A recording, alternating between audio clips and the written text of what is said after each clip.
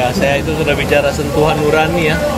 Saya rasa nggak mungkin, nggak akan, kalau saya sebagai lawyer tuh belum pernah saya menangis sesedih dan seseduh ini. Karena ini termasuk kasus yang paling dramatis, tragis, dan membuat orang miris. Karena mengingat ketersiksaan mereka di zaman itu ya, pengakuan mereka.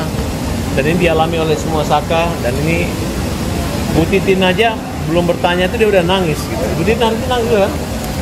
Nah jadi saya betul-betul, bahkan ibu saya nelpon saya 3 kali nonton, 3 kali menangis gitu. Dan teman-teman, bahkan saya jalan kemana-mana juga disambut kayak pahlawan, sebagai orang yang membela orang lemah. Kemudian mereka tersentuh gitu, ikut-ikut sama-sama menangis ya. Berarti apa yang saya rasakan pembelaan ini bukan hanya saya merasakan sebagai pengacara, tapi seluruh yang menyaksikan sidang itu juga ikut punya peduli, empati, simpati, dan punya nurani untuk perkara yang air mata. Air mata itu saya artikan adalah suara kebenaran dan suara harapan keadilan. Mudah-mudahan tangisan ini, suaranya dan rasa hati itu bisa terasa semua di Indonesia, dan mereka ini ada. Apa yang dikatakan itu bukan bohong. Apa yang dikatakan mereka itu adalah ketersiksaan dan ketidakadilan. Bang, tapi nangisnya karena mungkin keterangan dari yang bersangkutan di... Saya mengikuti alur daripada saksi tersebut. Mereka adalah orang yang ingin membantu peninjauan kami, kembali kami. Mereka adalah orang yang punya waktu untuk membantu kami perjuangan. Mereka ada saksi. Kalau mereka tidak peduli, nggak bisa. Mereka nggak dibayar, nggak ada janji apa, nggak ada. Mereka hanya menerangkan bahwa memang benar Saka minum air kencing, Saka disiksa, mereka disiksa, semua disiksa. Mereka minta semoga Tuhan mengetuk hati pimpinan Mahkamah Agung, hakim-hakim agung, agar membebaskan terpidana ini dan membebaskan, merehabilitasi kembali nama Saka Tatal. Bang, kalau dari abang sendiri melihat PK Saka Tatal nanti putusannya akan membuat Saka dari Tatal PK itu dan sudah abang bahagia disampaikan bahwa ini adalah jebakan Batman menurut ahli, karena Saka Tatal sebagai perkara anak didahulukan sidangnya dalam tempo waktu cuma 1 bulan, sedangkan perkara dewasa karena dia adalah perkara turut serta saja. Nah kemudian tidak ada satu saksi ahli, saksi ataupun yang mendengar, melihat, menyaksikan langsung, hanya berdasar pada pengakuan tersangka aja yang dikejar sama hakim dan jaksa. Nah kemudian dari Mabes Polri mengatakan 2 terpidana atau DPO itu fiktif. Kemudian Peggy sudah bebas dan dikabulkan pra peradilannya. Belum Liga Akbar mencabut, belum Teguh mencabut, belum Dede mencabut semua keterangan-keterangan yang memberatkan mereka. Ini merubah kronologis peristiwa pidana, dan mereka ini adalah orang-orang yang baik, orang benar. Nah, dan saya senang banget saksi ahli semua mendukung kita. Dan masalah pidana repertum, sumber permasalahan aja pada saat otopsi, di mana dokter dari forensik daripada Polri Remaja mengatakan ada sperma, sehingga digambarkan seolah ada pemerkosaan, padahal tidak ada satupun DNA yang dites. Milik siapa sperma itu? Itulah kesalahan daripada kesalahan ini. Bang, kemarin kan saksi ahli yang diajukan cukup banyak nih, menarik juga. Ini bagaimana nih Bang untuk perannya masing-masing untuk memberikan bantuan atau saksi, tanggapannya dari mereka seperti apa? Ya, saya bisa menguraikan semua di mana saksi ahli membaca putusan yang juga bertentangan, kemudian ada pernyataan-pernyataan yang di mana pertimbangan hakim bahwa ada tusukan, sedangkan dalam kisah repertumnya tidak ada tusukan. Berarti dia hanya membaca BAP daripada Rudiana. Kemudian ada keterangan-keterangan yang tidak mempedulikan keterangan yang meringankan daripada Saka. Nah, kemudian ada juga Saka Tatal membantah, kemudian 7 terpidana lainnya mencabut berita acara, tapi tetap tidak diperdulikan dan tetap kembali pada putusan BAP yang dicatat di Polri kemarin. Nah, kemudian keterangan dari Teguh, keterangan dari Dede yang diarahkan Rudiana, dan itu merubah semua kronologis peristiwa pidana itu, dan itu memang tidak ada. Nah, kemudian Rudiana menantang sumpah pocong. Ya, kita siapkan untuk fasilitas sumpah pocong pada hari Jumat nanti di Kota Cirebon, dan Ibu Titin sudah siap ya, dan Rudiana untuk hadir dan buktikan bahwa kamu tidak pernah merekayasa, kamu tidak pernah menyiksa, kamu tidak pernah membuat laporan palsu terhadap ke-8 terpidana tersebut. Nah Bang, kemarin kan sempat katanya Bang Reza Indragiri sempat meminta maaf kepada Ibtu Rudiana ini bagaimana Bang? Ya, kan sudah jelas. Kalau polisi bilang salah, dia minta maaf. Tapi kalau nanti benar, dia tidak akan minta maaf. Bang, lihat kemarin perdebatan panjang dan panas juga ketika sama dengan pihak kejaksaan di persidangan kemarin seperti apa sih Bang? Mungkin bisa dijelasin Bang? Ya? Perdebatnya hanya masalah kejaksaan terpojok aja dengan keterangan ahli. Tapi begitu dibuktikan, dia baru mengerti. Karena jaksa ini juga memang dia menentukan P21, tapi dia hanya syarat formil aja. Sedangkan pada faktanya pun tetap mengkaji segalanya adalah kayak masakan yang siapin itu adalah kepolisian. Tapi ujung-ujungnya juga di hakim keyakinannya gitu. Tapi menurut saya disinilah makanya kita nggak yakin dengan putusan itu. Kita melakukan ujian peninjauan kembali yang mudah-mudahan dapat dirubah dan mendapatkan keadilan dan kebenaran. Nah Bang, bagaimana sih kemarin kan sempat katanya Pak Susno Haji enggan untuk menjadi saksi dan tiba-tiba akhirnya menjadi saksi juga di saksi. Ya hadir, dia menjawab yang sebenar-benarnya. Gitu. Reja Indragiri juga mengatakan bahwa di sini ditemukan adanya kebohongan dan ditutup-tutupi oleh aparat maupun saksi lain. Dan kami senang Saka Tatal jadi saksi LPSK yang dilindungi, tapi saksi yang diajukan polisi dari LPSK dan saksi-saksi yang bohong itu ditolak semuanya. Mereka punya kecenderungan berbohong, tapi pengen banget jadi saksi. Nah, kemudian rekomendasi kepolisian agar mereka jangan diperiksa dan intimidasi dan dikembalikan ke tahanan-tahanan mereka, karena mereka adalah pengawasan Kumham, bukan dalam pengawasan polisi. Bang, yang terkini juga kan para 7 terpidana diperiksa oleh Barreskrim di Bandung.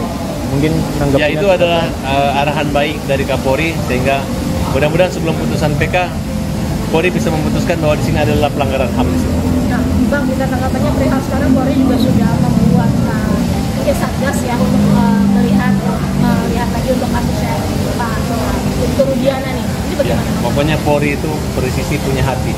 Pasti hati nurani Polri yang bergerak, saya yakin. Karena daripada nanti Mahkamah Agung yang menyalahkan kejadian ini, mereka salah, mending dari awal mereka harus membuka dan meluruskan kembali dan menghukum yang salah. Salah menghukum juga dihukum. Tapi terkesan tiba-tiba Bang dengan 7 terpidana yang di ya mungkin hanya pada waktunya aja, tepatan dengan PK kami kemarin. Dan kami sebenarnya terpidana lain nggak perlu PK, biar kami aja yang utama. Insya Allah dengan kemenangan PK nanti yang lain pasti akan mengikuti. Nah, berarti ini untuk saat ini PK yang diajukan oleh Saka Tatal bisa dibilang sebagai percontohan yang baik begitu ya Bang? Pelopor, penerobos. Oke, silakan Tata putusin. Bicara. Kakak bagaimana nih kemarin tim kuasa hukum juga membantu dengan seksama juga nih saat sidang PK kemarin ini, bagaimana nih pendapat Saka sebagai perjuangan dari para kuasa hukum?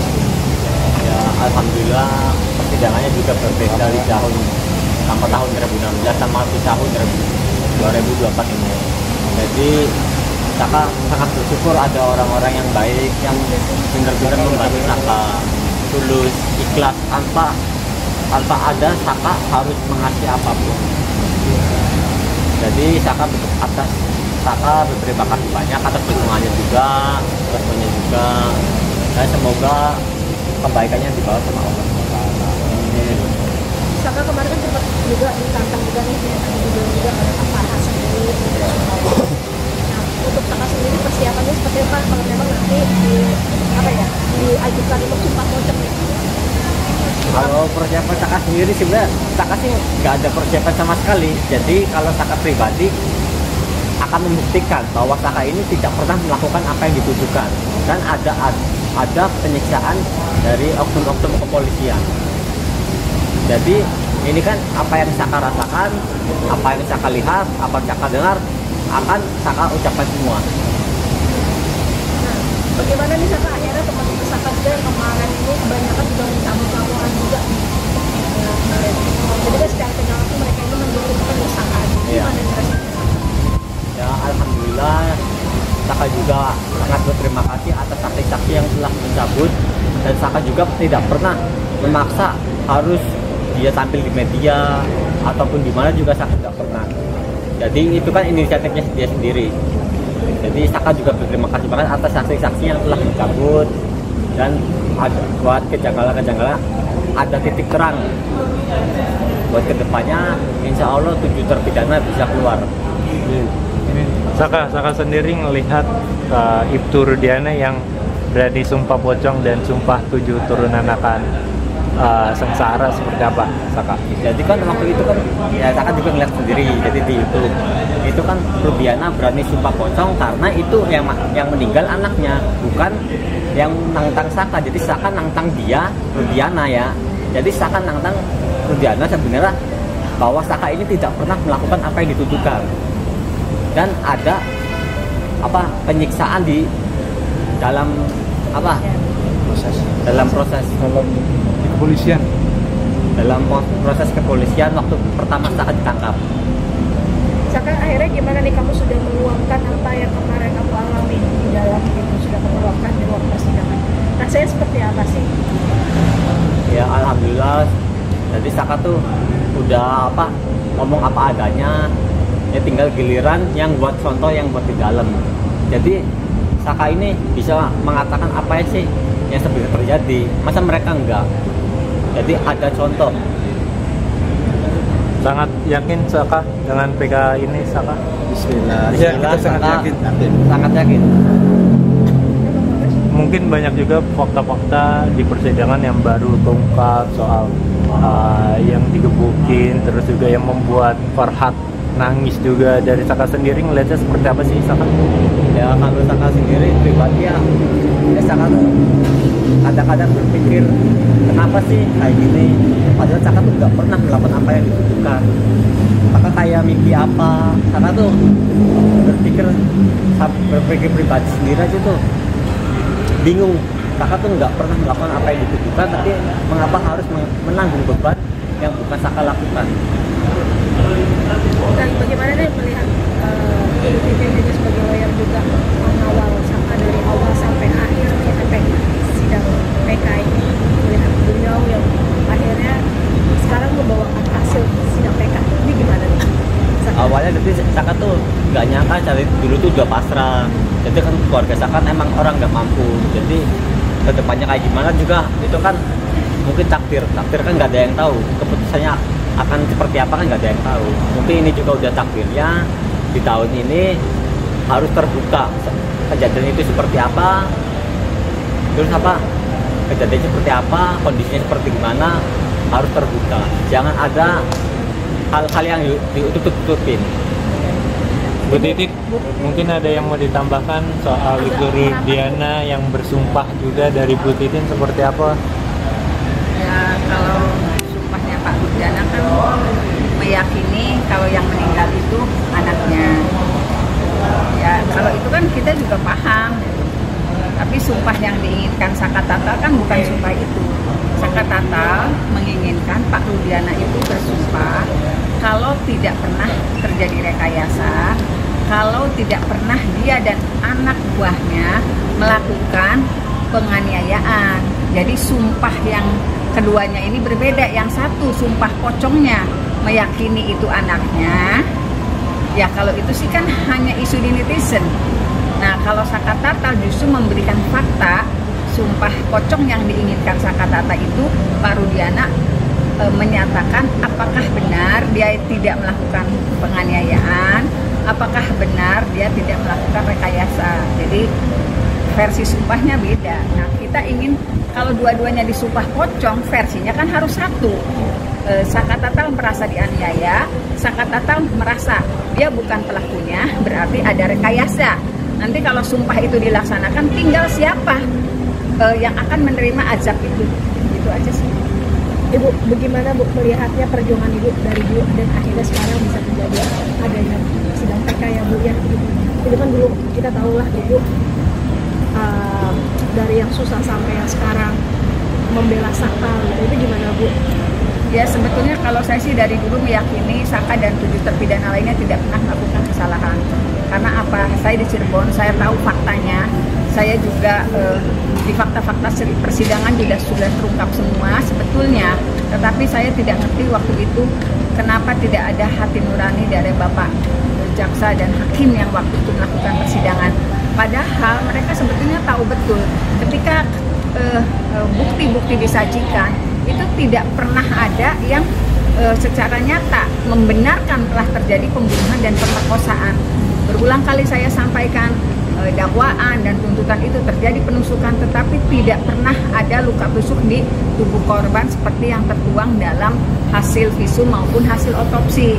Tetapi saya juga nggak paham kenapa waktu itu hati nurani orang-orang yang dianggap harus melakukan penegak keadilan justru tidak bergeming dengan fakta-fakta persidangan. Padahal mereka juga sebetulnya tahu ke-8 terpidana ini sekarang yang dulu terdakwa itu mengalami penyiksaan luar biasa. Mereka sebenarnya paham. Jadi saya sih nggak ngerti sih waktu itu apa yang ada di pikiran dan apa yang menjadi pertimbangan majelis dan jaksa yang melakukan penuntutan.